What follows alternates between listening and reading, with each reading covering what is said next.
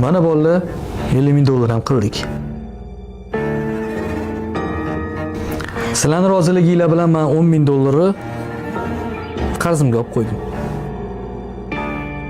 Mana 5 ming dollar joyiga qo'yib qo'yasan. Olgan pulimiz. Va biz boyakadan 20 ming dollar olganmiz. Mana bu 5 ming foizi. bizda 10 ming dollar qolyapti. Sanda tura qolsin Rahmatjon. Bu pulni ertaga ko'taramiz. Domla, balki bo'ldiqlarmiz. Problemamiz yo'q. To'xtatsak bo'lardi. Nima? Sani butun hayotingdagi maqsading 10 ming dollarmi? Yana adashib, yutqizib, muomalaga kirib ketmaylik domla. Yaxshi bu pullarni bir yaxshiroq narsalarga tiksak bo'lardi.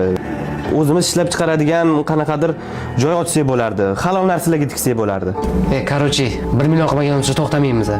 Menga lekin 100 ming dollar ham yetardi yashashimga. Domla qo'ysangizchi, siz koeffitsiyentlarni zo'r hisoblang bo'ldi. Mana ozgina ishim bor, bitiraman.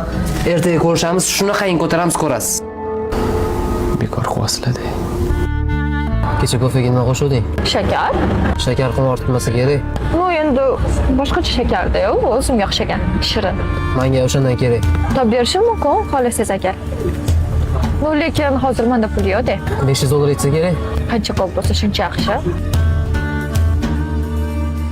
Rahmatjon qani kelishgandik-ku, oyisini ko'rgani kelamizdi.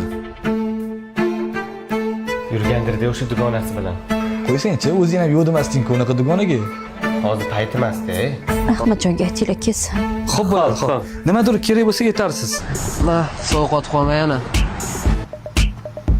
Спасибо. Mana shunda magazinga o'tib keldik. Ketding, men ham boraman. Нет, men o'zim boraman, женский narsalar.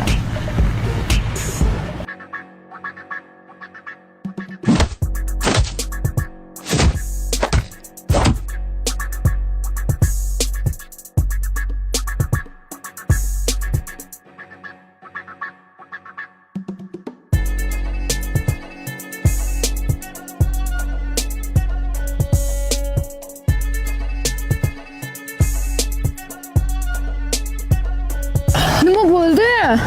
Kim edi ular? Nima urishyapti sizni? Bilmayman, urganim mayli. Pul olib ketishdi.